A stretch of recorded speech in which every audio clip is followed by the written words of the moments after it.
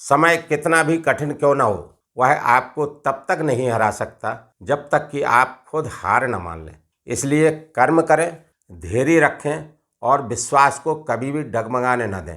साथियों नमस्कार, मैं आर.एस. खरे अपने चैनल मातु पितृ ज्योतिष ज्ञान के माध्यम से आप सभी दर्शकों का हार्दिक अभिनंदन स्वागत करता हूं।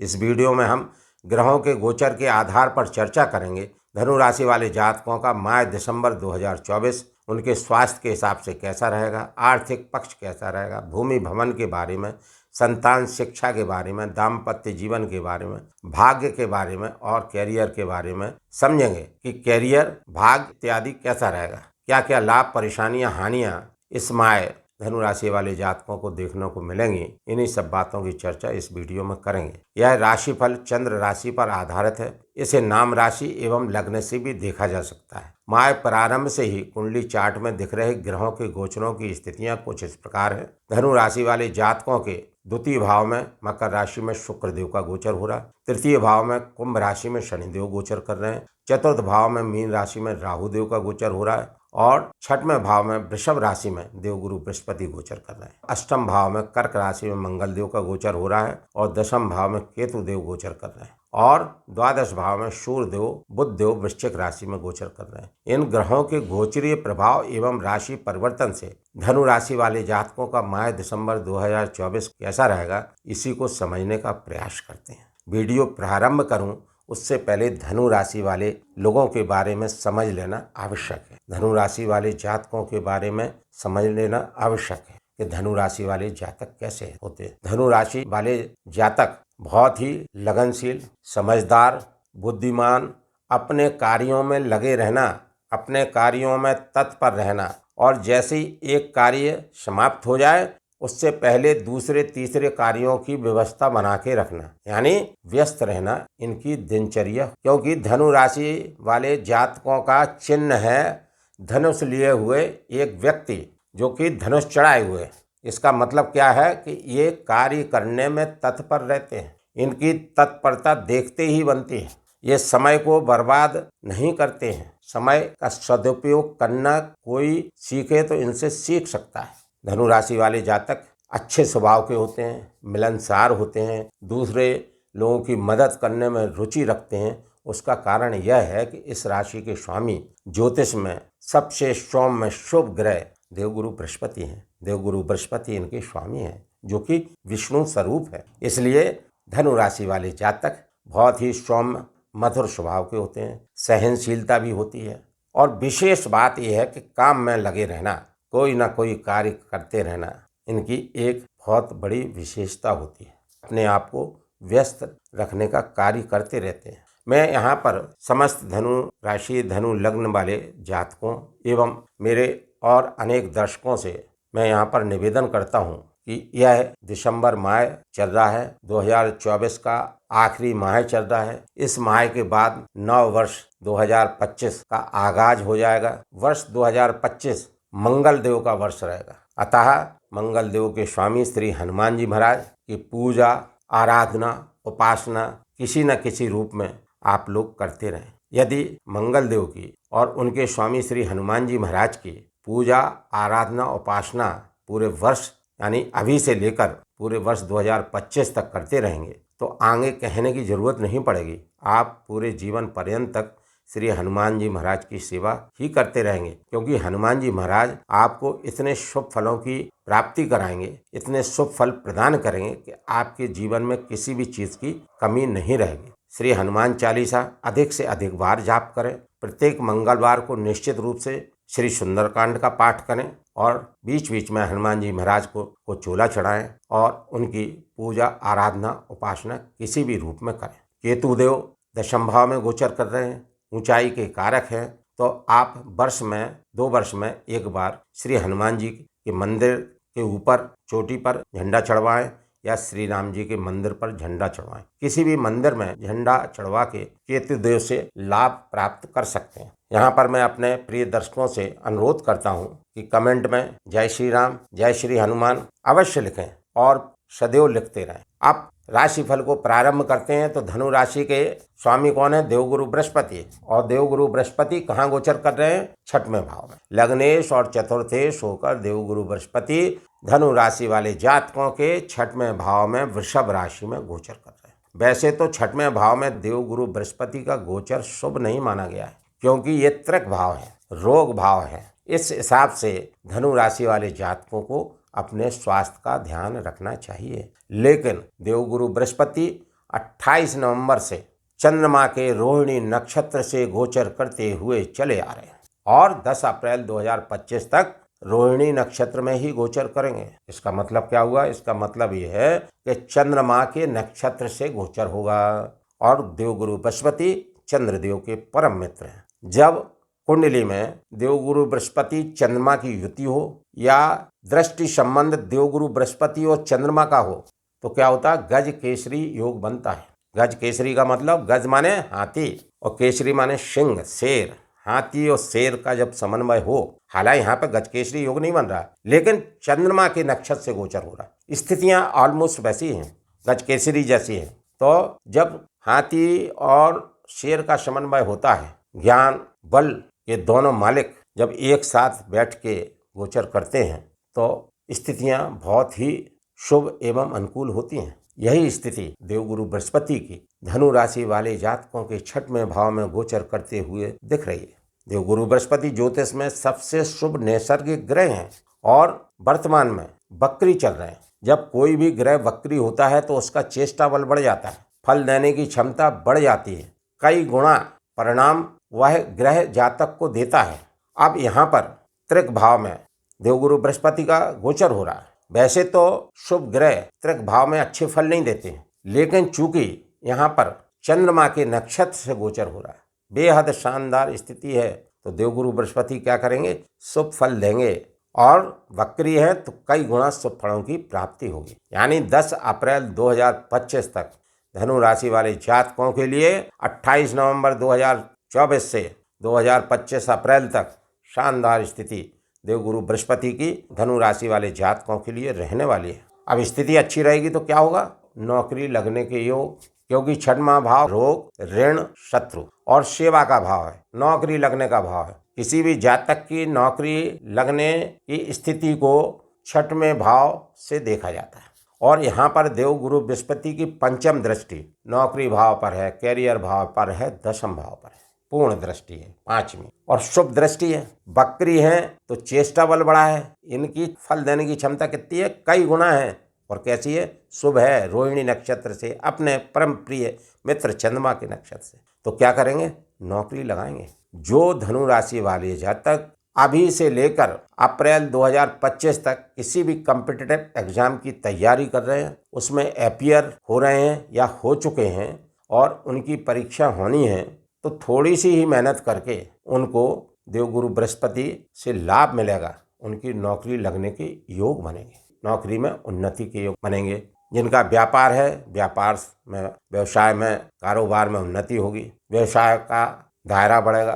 कुल मिलाकर दशम भाव के कारकों से बेहद लाभ देखने को मिलेगा। हालांकि यहाँ पर दशम भाव में केतु देव का संचरण हो रहा और सूर्यदेव के नक्षत्र में हो रहा और सूर्यदेव की केतु देव की बनती नहीं है, तो थोड़ा सा आपको बीच बीच में ठोक बजाने का काम केतु देव करेंगे। ठोक बजाने से मतलब समझे, कुछ बीच में कार्यस्थल में आपको थोड़ी बहुत परेशानी देखने को मिलेगी। कुछ चीज़ें ऐसी केतु देव सिखा के जाएंगे कि जिनको अभी आप कर देते तो आगे जाके आपको नुकसान होता है, लेकिन यहाँ पर बैठ के कुछ टाइम के लिए आपको प्रॉब्लम आएगी, लेकिन उस प्रॉब्लम का जो फल आगे मिलेगा वो कई गुना शुभ होगा, क्योंकि देवगुरु बृहस्पति की कई गुना शुभ दृष्टि आपके कैरियर भाव पर है। पंचम दृष्टि है, पंचम दृष्टि शुभ दृष्टि है। इनकी सप्तम दृष्टि कहाँ पर है? द्वादश भाव पर, जहाँ पर सूर्य और बुध युति बनाकर बैठे हैं वृश्चिक राशि में। तो देवगुरु बृहस्पति की कई गुना शुभ दृष्टि, सप्तम दृष्टि द्वादश भाव पर है, तो क्या होगा? दूर दराज से, विदेशों से धन के लाभ प्राप्त होंगे। विदेशों से जिनका रोजगार चल रहा है उनकी आमद अच्छी रहेगी, आमदनी अच्छी होगी। चूँकि ये अस्पताल का भी भाव है, गुरुदेव छठवें भाव में बैठकर सप्तम दृष्टि द्वादश भाव पर डाल रहे हैं, तो आपको अपने स्वास्थ्य का थोड़ा बहुत ध्यान तो रखना पड़ेगा, खान पान का ध्यान रखना पड़ेगा। यदि कहीं भी आपको स्वास्थ्य संबंधी कोई प्रॉब्लम दिखती है तो निश्चित रूप से आपको सावधानी रखनी होगी, ताकि स्वास्थ्य के ऊपर आपका अनावश्यक धन खर्च ना हो, अनावश्यक परेशानी आपको ना हो, ये आपको ध्यान रखना पड़े। वैसे चूंकि देवगुरु बृहस्पति छठवें भाव में रोहिणी नक्षत्र में चंद्रमा के अपने मित्र के नक्षत्र में गोचर करते हुए और बकरी होते हुए चेष्टा बल के कारण कई गुना शुभ परिणाम देते हुए सप्तम दृष्टि से द्वादश भाव को देख रहे हैं, तो यहाँ पर क्या होगा, अच्छे कार्यों में ही धन का निवेश होगा। कोई भी निवेश करेंगे, खर्चा होगा तो निवेश के रूप में होने के चांसेस ज़्यादा हैं। धार्मिक कार्यों में भी निवेश हो सकता है। वो क्यों हो सकता है कि धर्म कर्म स्थान के भाग्य स्थान के स्वामी कौन है, सूर्य देव 15 दिसंबर तक गोचर करते हुए, और यहाँ पर देवगुरु बृहस्पति की दृष्टि, राजा के साथ गुरु की दृष्टि का होना और राजकुमार बुध का बैठना, और राजकुमार बुध भी कहाँ के, 2 अच्छे केंद्र भावों के स्वामी, कैरियर भाव, दाम्पत्य जीवन भाव और दशम भाव के स्वामी होकर वहाँ बैठे हुए हैं। सूर्य के साथ में बैठे हैं। सूर्य बुध राजा राजकुमार दोनों का साथ में बैठना, राजा के गुरु की दृष्टि वहाँ पर होना और राजा का धर्म और भाग्य स्थान का स्वामी होना क्या दर्शाता है? ये दर्शाता है कि आप इस गोचर में धर्म के कार्य भी कर सकते हैं। धर्म पुण्य के कार्य में आपका खर्च हो सकता है, और धर्म पुण्य के कार्य में खर्च होगा तो आपका कैरियर कैसा है, अच्छा बनेगा। उत्तरोत्तर कैरियर में आपको वृद्धि देखने को मिलेगी। बेहद शानदार स्थिति देवगुरु बृहस्पति की पंचम दृष्टि से कैरियर भाव पर और सप्तम दृष्टि से द्वादश भाव पर और नवम दृष्टि से धन भाव पर। सप्तम दृष्टि से धन का व्यय होना और नवम दृष्टि से धन की प्राप्ति होना, ये देवगुरु बृहस्पति कराएंगे। और यहाँ पर शुक्र देव का बैठना है द्वितीय भाव में। सौम्य ग्रह शुक्र देव अपने परम मित्र शनिदेव के घर में विराजित, और यहाँ पर विराजित होके नवम पंचम राजयोग की स्थिति का निर्माण कर रहे हैं। हालांकि यह नवम पंचम राजयोग त्रिक भाव से, गुरु के त्रिक भाव से बन रहा है, लेकिन नक्षत्र गोचर तो शुभ है, तो इसका फल भी यहाँ धनु राशि वाले जातकों को निश्चित रूप से मिलेगा। शनिदेव महाराज तीसरे भाव में, तृतीय भाव में धनु राशि के बैठे हुए हैं। मूल त्रिकोण राशि कुंभ राशि में बैठे हुए हैं। 3, 6, 11 भाव में शनिदेव गोचर में बेहद शुभ फल देते हैं। तो यहाँ पर पराक्रम पुरुषार्थ की वृद्धि कराएंगे। पराक्रम से आपको धन के अति लाभ प्राप्त होंगे। पराक्रम करेंगे तो आपका भाग्य भी उदय होगा। कुल मिलाकर शुक्रदेव का गोचर भी बहुत शानदार बना हुआ है, और शुक्रदेव लाभ भाव के स्वामी, लाभ भाव के स्वामी होकर धन भाव में बैठना, लाभेश का धन भाव में बैठना, लाभ से, आय से धन का संचय होना। एकादश भाव, लाभ भाव से धन प्राप्त हुआ, और शुक्रदेव कहाँ बैठे हैं, द्वितीय भाव में, तिजोरी में ये गया, तिजोरी में धन आपको देखने को मिलेगा। ये पक्की बात बता रहा हूँ। और शुक्रदेव 2 दिसंबर से 27 दिसंबर तक यहीं गोचर करेंगे। 28 दिसंबर से शुक्रदेव तृतीय भाव में गोचर कर जाएंगे, शनि के मित्र के साथ में, शनिदेव के साथ, परम मित्र के साथ, प्रगाढ़ मित्र के साथ गोचर करके तृतीय भाव में भी शुक्रदेव के आपको बेहद शुभ फल देखने को मिलेंगे। इनकी सप्तम दृष्टि अभी कहाँ पर है, मंगल पर है द्वितीय भाव में, और 28 दिसंबर से इनकी सप्तम दृष्टि भाग्य स्थान पर। शुक्रदेव की दोनों दृष्टियां मंगल देव पर और प्लस भाग्य स्थान पर शुभ फलकारी रहेंगी धनु राशि वाले जातकों के लिए, क्योंकि मंगल देव अग्नि तत्व के ग्रह हैं, एग्रेसिव प्लेनेट है, और इन पर शुक्रदेव की दृष्टि माने आग के ऊपर पानी डालने का काम करेगी, क्योंकि कर्क राशि में मंगल देव है। यहाँ पर अष्टम भाव में मंगल देव थोड़ा सा अशुभ माने गए हैं। ये गड्ढे का भाव है और नीचे से स्थिति में बैठे हैं, लेकिन अदरवाइज अगर अपन देखें तो ये जमीन के नीचे का भाव है, जहाँ पे क्या रहता है, अंधेरा रहता है। जब सूर्यदेव यहाँ बैठते हैं, कई बार जातक को अविश्वसनीय फल भी देते हैं, अविश्वसनीय शुभ फल दे देते हैं। मंगल देव भी अग्नि तत्व के ग्रह हैं, आग को जलाने की ताकत रखते हैं, तो यहाँ भी आपका ट्रांसफॉर्मेशन अष्टम भाव के कारकों से हो सकता है, लेकिन वाहन आदि को सावधानी से चलाना है, क्योंकि ये स्वामी किसके हैं, द्वादश भाव के स्वामी होकर अष्टम भाव में बैठे हैं, वो भी नीच की स्थिति में। तो यहाँ पर आपको वाहन सावधानी से चलाना है। संतान यदि आपकी छोटी है तो संतान की केयर करना है, और संतान की पढ़ाई शिक्षा पर ध्यान देना है। और जो लोग लव रिलेशन में हैं, उन्हें अपने रिलेशन को मधुरता से, प्रेम से, सौहार्दपूर्ण तरीके से मेंटेन करना है। क्रोध तो बिल्कुल करना ही नहीं है। यहाँ पर 2 चीज़ें मेन हैं, वो ये है कि आपको क्रोध नहीं करना है, एग्रेशन नहीं करना है, और क्रोध तो वैसे भी कभी करना ही नहीं चाहिए। क्योंकि क्रोध के लिए श्री तुलसीदास जी महाराज ने रामचरितमानस के माध्यम से भी समझाया है, काम क्रोध मद लोभ सब नाथ नरक के पंथ। ये सब रास्ते नरक में ले जाने वाले रास्ते हैं। तो क्रोध से तो वैसे ही बचना चाहिए, क्योंकि क्रोध का आवेश जब होता है तो व्यक्ति विवेक शून्य हो जाता है, और विवेक शून्य होने से कौन सा काम उससे अच्छा हो जाए, कौन सा खराब हो जाए, उसको जानना ही पड़ता है।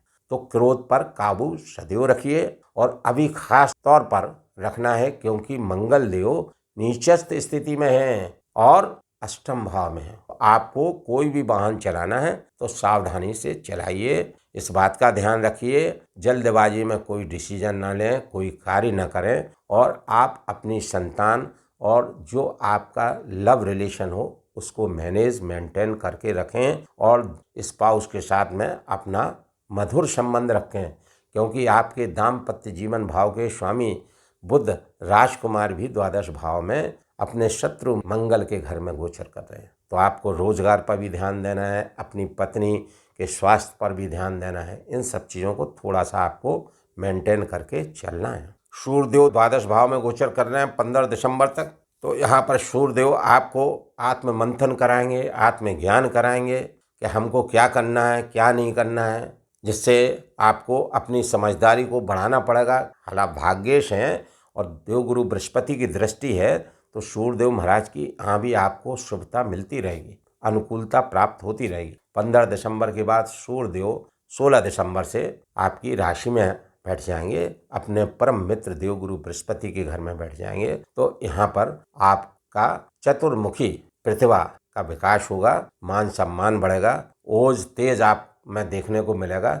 मानसिक रूप से आप प्रसन्न रहेंगे, धन के आवक बने रहेंगे, और आर्थिक पक्ष मजबूत रहेगा, समाज से लाभ मान सम्मान मिलेगा, सारी स्थितियां आपके अनुकूल रहेंगी। उसके बाद राहु देव दशम भाव में बैठे हैं। तो राहु देव का एक नियम है, राहु देव जहां भी बैठते हैं जातक को उन भाव के कारकों से अट्रैक्ट कराने का कार्य करते हैं। ये इनका राहु देव का एक सिद्धांत है, और अट्रैक्ट करा के फिर आपको डिससेटिस्फेक्शन दे देते हैं। जैसे यहाँ पर चतुर्थ भाव में बैठे हैं, तो चतुर्थ भाव के कारक क्या हैं? माता हैं, भूमि है, भवन है, एग्रीकल्चर है, वाहन है, मानसिक सुख है, पारिवारिक सुख है, आपका ये घर है। तो इन सब चीज़ों में अट्रैक्शन देंगे, और यह अट्रैक्शन के परिणाम शुभ मिलेंगे या अशुभ मिलेंगे, ये जातक की लग्न कुंडली में राहु देव की स्थिति पर निर्भर करेंगे। यदि लग्न कुंडली में राहु देव 3, 6, 11 भाव में हैं, अच्छी पोजीशन में हैं, नक्षत्र वाइज अच्छे गोचर कर रहे हैं, और यहाँ भी नक्षत्र वाइज अच्छा गोचर हो रहा है, तो आपको इन चीज़ों के अटैचमेंट से, चतुर्थ भाव की चीज़ों के अटैचमेंट से शुभ फलों की प्राप्ति होती रहे। यहाँ पर धनु राशि वाले जातकों के चतुर्थ भाव में राहु देव का गोचर हो रहा है, और शनि देव के उत्तराभाद्रपद नक्षत्र में गोचर हो रहा है, और शनि देव तृतीय भाव में धनु राशि वाले जातकों को बेहद शुभ फलों की प्राप्ति कराएंगे। अतः राहु देव भी यहाँ पर आपको शुभ फल देते हुए दिखेंगे, आपकी इच्छाओं की पूर्ति कराएंगे।